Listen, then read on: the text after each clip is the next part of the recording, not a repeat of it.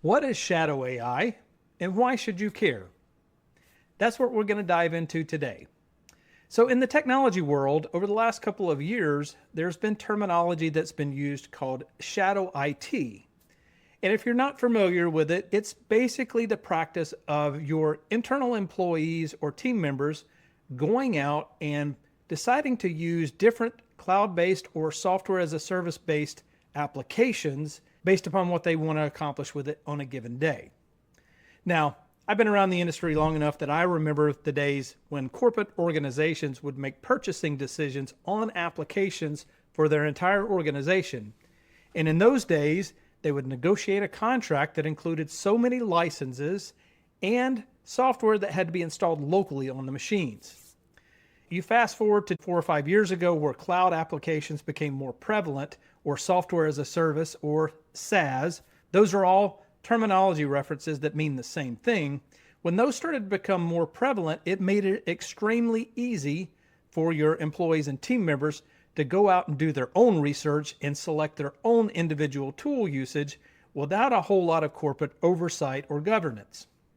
Now, when you're dealing with traditional applications, there is some risk around that, but not as much as that we see today in terms of AI tool usage.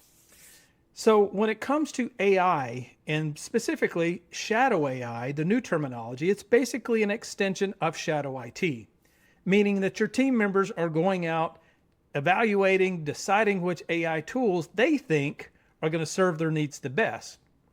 Now, the risk to you as an organization is a lot of times those tools may not be appropriate.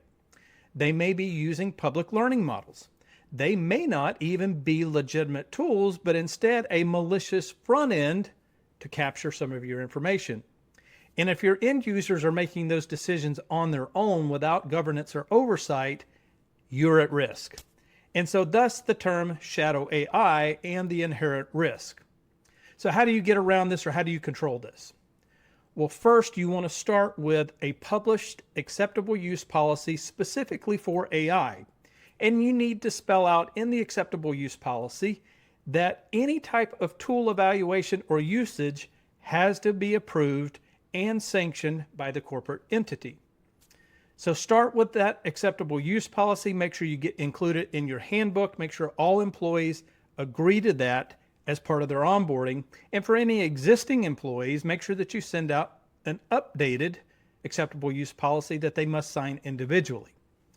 Now, if you've got an acceptable use policy in place, the next thing you need to do is have a process for AI applications to be vetted, evaluated, and approved by the corporate entity.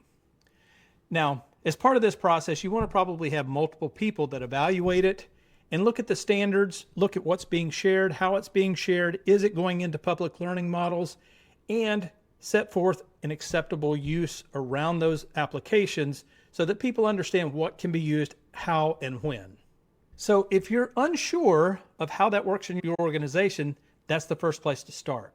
Start by auditing what's in use today, by who, and for what purpose.